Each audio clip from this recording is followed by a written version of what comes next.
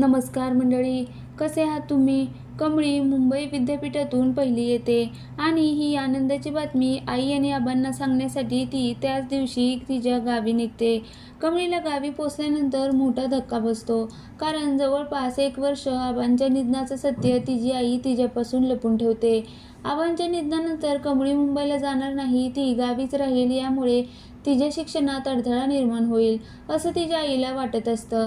अर्थात कमळीच्या आईचा हा अंदाज अगदी योग्य ठरला आहे.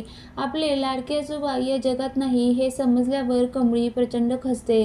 ती एकटी पडते. आबांना आयुष्यात पुन्हा कधीच भेटता येणार नाही याचं दुःख तिला होत असतं. या सगळ्याचा विचार करताना कमळी खरंच गाव सोडून जाण्यास नकार देते. तिला आता पुन्हा मुंबईला जाण्यात काही रसच नसतो, पण यामुळे शिक्षण पुन्हा एकदा थांबणार. त्यामुळे हा चुकीचा निर्णय घेऊ नकोस असं निगितीला बजावून सांगत असते. मात्र कमळी कोणाचंही ऐकत नाही. शेवटी आता कमळीची मनधरणी करण्यासाठी ऋषी कोल्हापूरला जाणार आहे. कमळीची मानसिक अवस्था बिकट असेल आणि यातून ती चुकीचा निर्णय घेणार याची ऋषीला जाणीव असते.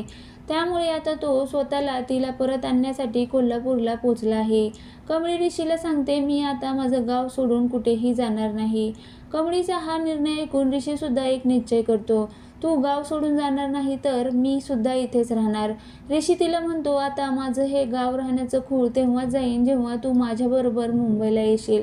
कमळीला मी मुंबईला घेऊन जाणार आणि तिच्या स्वप्नांना पंख द्यायला मी मदत करणार, तेही माझ्या प्रेमासोबत. असा निश्चय ऋषीने केला आहे.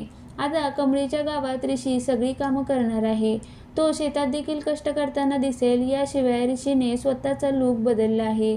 तो कमळीच्या गावात मॉडर्न न राहता अगदी सामान्य गावकऱ्याप्रमाणे राहणार आहे. आता ऋषीवर इम्प्रेस होऊन कमळी पुन्हा एकदा मुंबईला केव्हा येणार, किंवा ऋषीबद्दल तिच्या मनात प्रेमाची भावना केव्हा निर्माण होणार हे पाहणं